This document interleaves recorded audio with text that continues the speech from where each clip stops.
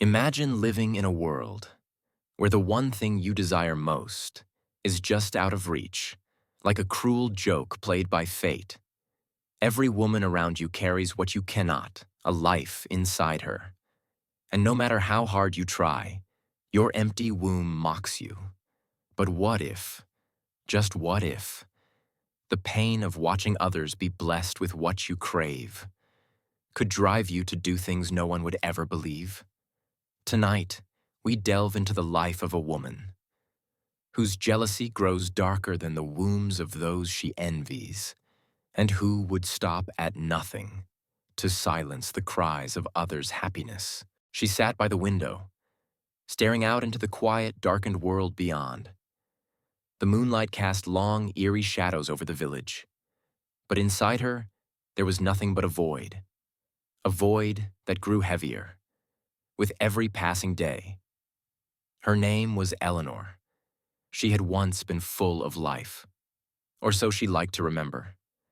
Before the failure of her body, before the endless doctor's visits, the awkward silences from family, and the looks, oh, the looks, from other women who carried life inside them, like it was the most natural thing in the world. Her husband, Richard, had long given up on understanding the pain she carried. His words were sharp, his touch cold. He had made it clear, if you can't give me a child, what's the point of us? But Eleanor knew. The real problem wasn't her. It was him. He had begun to resent her, to treat her as though she were broken. No longer the woman he had married, but something less. She had tried everything. Medicine, prayers, diet, but nothing worked. Eventually, the love she once felt for him began to wither, under the weight of his indifference. His cold eyes looked through her, not at her. The jealousy grew slowly at first, like a seed planted deep within her chest. It was the little things, seeing another woman's belly round with life, the way her husband's gaze lingered a little too long on the glowing faces of mothers. Eleanor could feel herself slipping away, becoming consumed by bitterness, when she found no love in her husband's eyes, no comfort in his presence, no more warmth in their small home. She decided that it was much better to leave everything that had now become nothing because of her. She moved to a remote village, hoping that distance from her past would allow her to start over. It was there, in this small, quiet place, that the villagers had taken her in, offering food, shelter, and kindness. They saw her brokenness, but treated her with gentle care, almost as if they could see past the pain to the woman she had once been. They welcomed her with open arms, as if she were a fragile flower that needed protection. And for a time, it worked. She found solace in their warmth, in the way they treated her with kindness. But the peace she sought never lasted. The jealousy still gnawed at her insides, growing stronger with every passing day. The villagers had been kind to her, offering her food, shelter, and a sense of belonging that she hadn't felt in years. Their care was gentle, almost maternal. They treated her as if she were a fragile thing that needed mending. They saw her vulnerability and poured their compassion into her recovery, believing they could help heal the brokenness she had carried with her for so long. Eleanor tried to embrace their kindness. She tried to believe that she could begin again, that this remote village might be the escape she so desperately needed. But the peace was fleeting. The jealousy, the bitterness, the void inside her. It never left. It only grew, fed by the sight of the women in the village, their bellies round with life. They were mothers, radiant and glowing, their children growing inside them, like the living proof of the love they had. And Eleanor was reminded, day after day, of what she would never have. The jealousy that had once been a seed in her heart had now become a relentless monster, gnawing at her from the inside out. It consumed her thoughts, her every waking moment. She could no longer pretend to be content with the villagers' kindness. What had they given her that she hadn't already lost? The love she had once craved, the warmth of a home, the joy of having a family. They were all out of reach, and no amount of care could fill that emptiness. One evening, as she wandered through the woods near the village, a strange sensation washed over her. The trees seemed to shift in the shadows, whispering to her, urging her forward. It was there, among the dense, twisted branches, that she discovered the old house, a decaying ruin, hidden from view, as if the earth itself had swallowed it whole. But there was something in its very presence that called to her, a whisper in her soul, a beckoning that she could not resist. Inside, the air was heavy with dust and neglect, but there was something else, something older. She wandered through the crumbling rooms, the floorboards creaking beneath her feet, until she came upon a forgotten chest in the corner. Inside, an ancient book lay open, its pages yellowed with age. The words were foreign, but as she read them, a strange familiarity settled in her bones. The chants, the rituals, they promised power, they promised control. They offered a way to take what she had always wanted. A child, not just any child, but the ability to control life itself. The rituals were not about creating life. They were about destroying it, about taking from others what they had, what Eleanor had lost, and for the first time in what felt like forever, Eleanor felt something stir inside her, a dark, consuming need. Eleanor's obsession with the ritual grew stronger each day. The words from the book had begun to burn themselves into her mind, echoing in her thoughts long after she had finished reading. The power it promised was intoxicating. She wasn't just going to become a mother. No. She would take what was never given to her. She would take life. And in doing so, she would control fate itself. The book described the ritual in detail. A drop of blood, just a drop, was all that was needed to initiate the magic. Eleanor had spent countless nights preparing. The room, dimly lit by candles. The air thick with the scent of incense. The herbs and oils lined up meticulously on the table. She had learned the words of the incantation by heart, but it was the drop of blood that would seal the deal, marking her commitment to the dark forces that would grant her power. It was Anna, the kind, loving Anna, who had once been her greatest ally, the woman who had nursed her back to health. Anna, who was now pregnant with her second child, was the first to feel the weight of Eleanor's growing darkness. Eleanor had watched her for weeks, her jealousy festering, her mind twisting with the need to take what was rightfully hers. And now, Anna's innocence would be the price. That night, Eleanor waited until the moon was high in the sky. The village had long settled into sleep, the quiet broken only by the occasional rustle of leaves outside. She slipped silently from her cottage, the ritual book clutched in her hands. She made her way to Anna's home, her heart beating faster with every step. The house was dark, but she knew Anna would be inside, resting after a long day. Eleanor didn't hesitate. She had prepared for this moment for weeks, and nothing could stop her now. Anna was asleep, her rounded belly rising and falling with each breath. Eleanor stood over her for a moment, her gaze lingering on the peaceful expression on her friend's face. The jealousy was overwhelming now, like a torrent she could no longer contain. She reached into her pocket and pulled out a small, sharp knife, the blade catching the dim light from the window. Her hands shook as she kneeled beside the bed. She whispered the incantation softly, her voice barely a murmur as she pricked her own finger with the knife, drawing a single drop of blood. It was all she needed.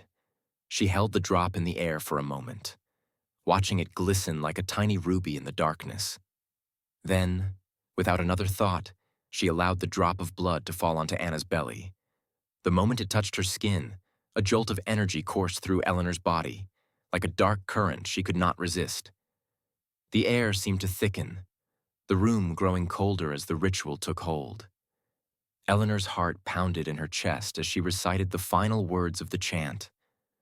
The wind outside howled, rattling the windows, as if the earth itself was responding to the magic. Anna stirred slightly in her sleep but didn't wake, unaware of the darkness that had taken root inside her. The ritual was complete. The next morning, the morning after the ritual, Anna awoke with an odd sensation. Something felt wrong. The familiar weight of her pregnancy, the pride and joy she had carried for months, was suddenly gone. Her hand flew to her stomach. Flat. Empty. Anna's breath quickened as panic took hold. She stumbled to the mirror, her reflection confirming what her mind refused to accept. Her belly was flat. There was no sign of the child she had carried, loved, and dreamed about. Her voice broke as she screamed, a raw, guttural cry that shattered the morning's quiet. She stumbled to the door, tears streaming down her face, and cried for help. The villagers arrived in a flurry, drawn by the sound of her anguish. Their faces were etched with worry, their movements hurried as they tried to understand what had happened. The midwife was summoned, her experienced hands trembling as she examined Anna. But despite all her efforts, there was nothing to be done. Anna's child was gone. The villagers gathered outside Anna's home, their whispers mingling with the soft rustle of the morning breeze. Faces were pale, eyes wide with disbelief. How could this happen?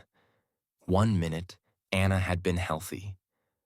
Her pregnancy progressing beautifully, her face glowing with anticipation. And now, in the blink of an eye, she had lost everything. The air grew heavy with sorrow and fear, the villagers' questions hanging unanswered. Somewhere, unseen, Eleanor watched from the shadows. Her chest tightened, not with guilt, but with something darker. Satisfaction. Days passed, and the village was shaken to its core as other women began to suffer the same fate.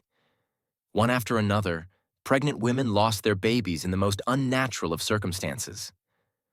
The fear spread, but no one knew what was causing the miscarriages.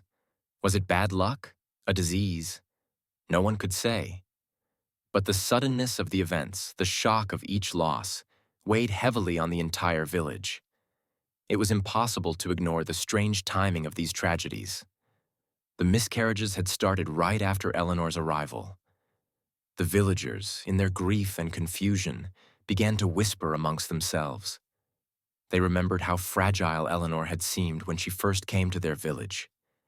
How she had been so broken, so vulnerable.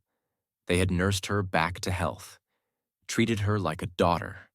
But now, after everything she had received, the question began to form in the back of their minds. Could she be responsible for this? The whispers grew louder, spreading like wildfire. Some of the women exchanged uneasy glances, recalling how Eleanor had been present with Anna the night before the first miscarriage occurred. Could Eleanor have something to do with it? They couldn't believe it. She had been so fragile, so desperate for their help. How could the woman they had cared for now be the cause of such horrific suffering? But as the miscarriages continued, the question could no longer be ignored. The connection between Eleanor's arrival and the sudden deaths of so many unborn children became too undeniable. Some of the villagers began to doubt her intentions, their hearts heavy with suspicion. They didn't want to believe it. How could they? Eleanor had been nothing but a broken woman when she first came to them, seeking solace.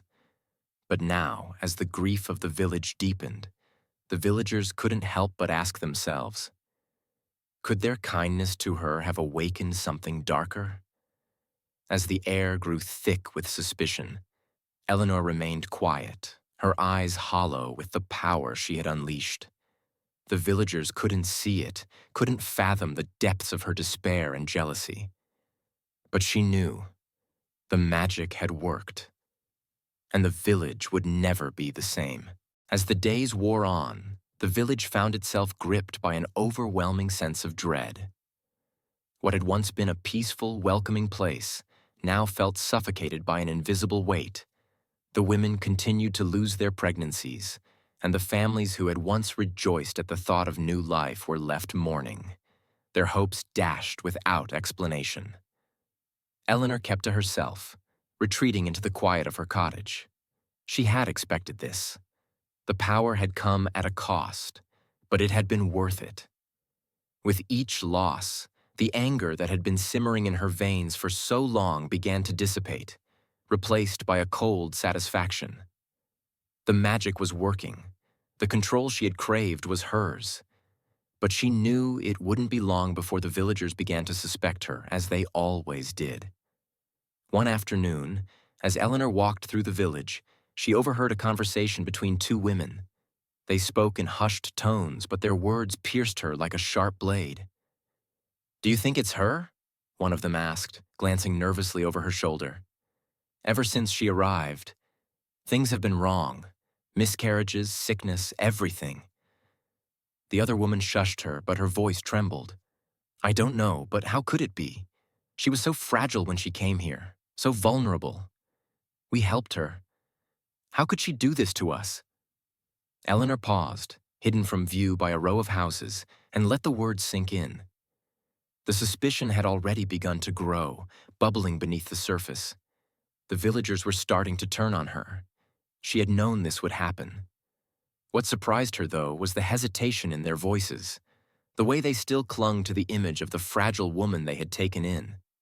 They couldn't bring themselves to believe she was capable of the horrors they were facing. But Eleanor knew that time was running out. The villagers would begin to question her more openly soon.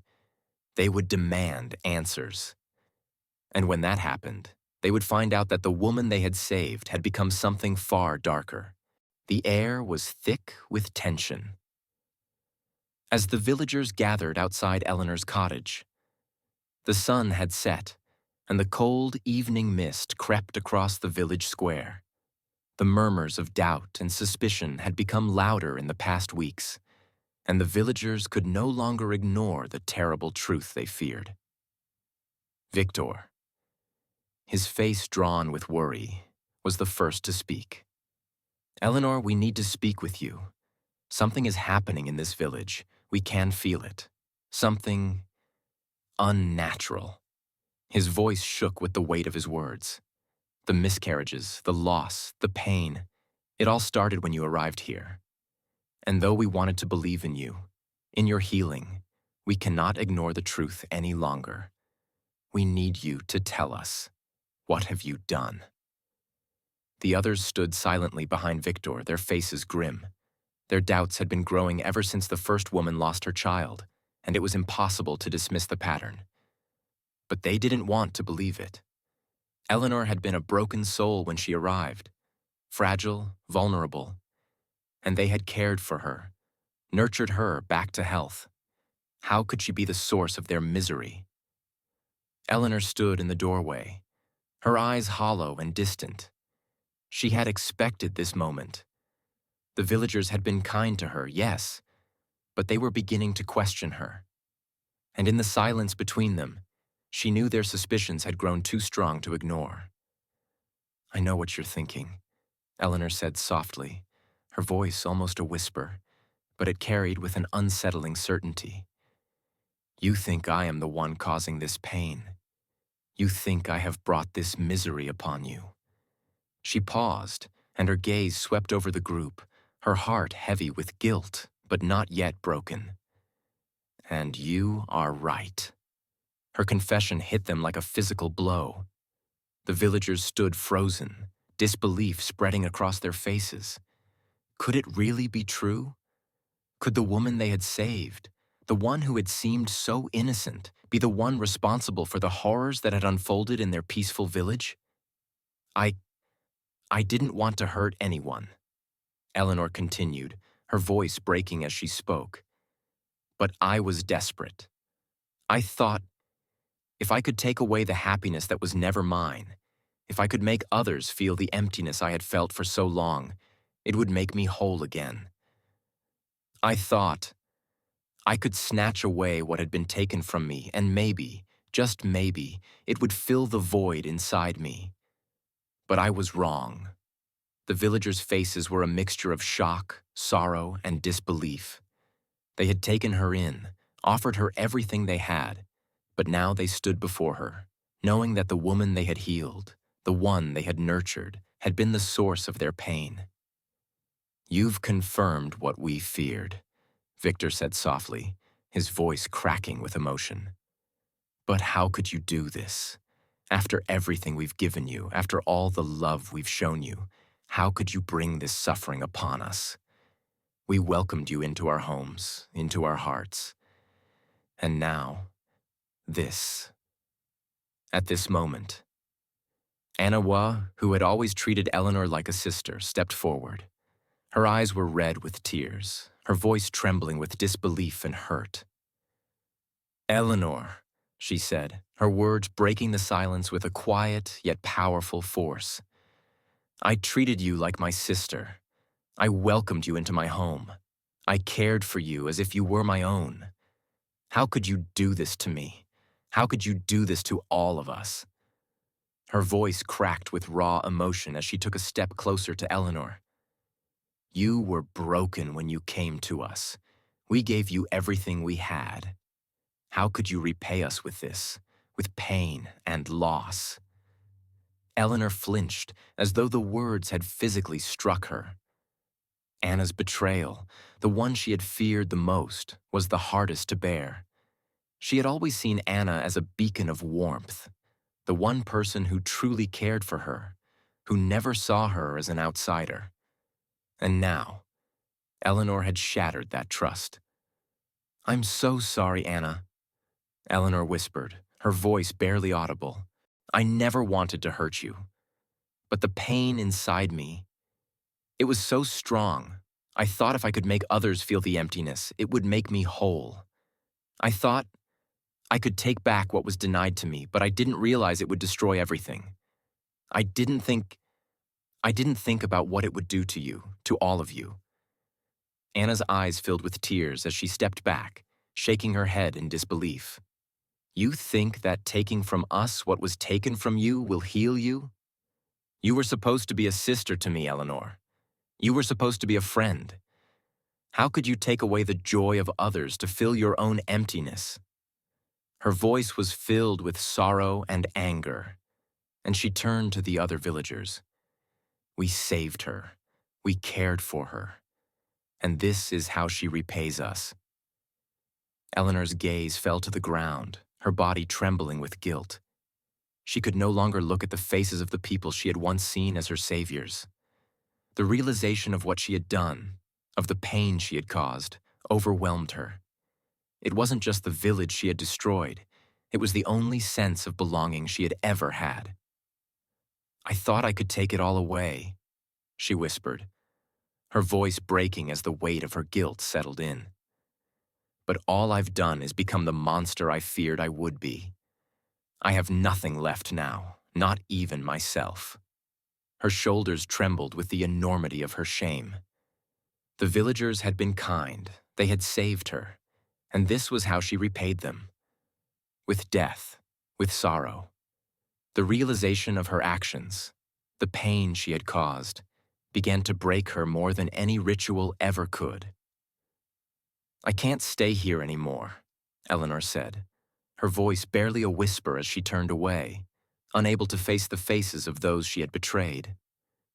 "I've taken too much. You've given me everything, and I've ruined it all. I can't bear to look at you anymore." The villagers, despite their anger, felt an overwhelming sorrow. They could see the broken woman standing before them, not as a malicious force, but as someone lost, someone consumed by a hunger for something they could never give her. They could see that Eleanor had been shattered long before she came to them, and they too had failed to see the darkness she carried within. "Eleanor," Maria spoke gently, her voice full of pain. "You don't have to leave. We can still help you. Please stay. You can still heal. It's not too late." But Eleanor shook her head, her decision made. "No," she whispered.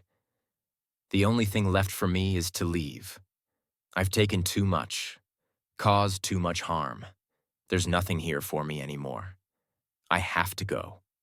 With that, she turned and walked away from the village, leaving behind the only place that had ever shown her kindness, the only place she had ever thought could heal her.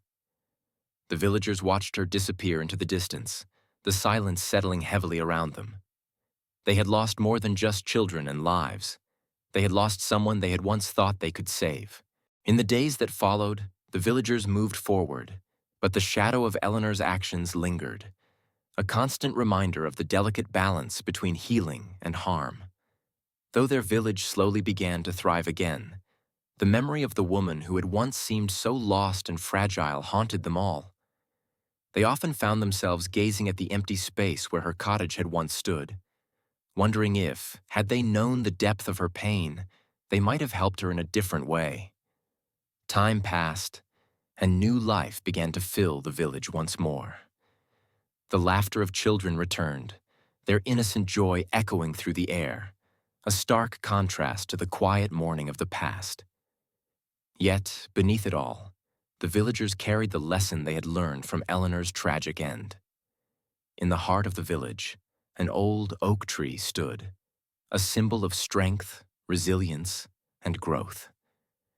Beneath its branches, the villagers gathered each year to remember those they had lost, to reflect on the lessons life had taught them, and to share in the healing that had come from understanding, not revenge. Eleanor's name was whispered softly in their conversations, a tragic memory of what could happen when sorrow consumed the soul. And though the wounds of the past never fully healed, they knew that their hearts, bound together by the lessons learned from her story, had found a new strength. For in the end, they understood that healing wasn't just about mending what was broken. It was about learning to live with the pieces and finding peace, even in the most difficult of circumstances.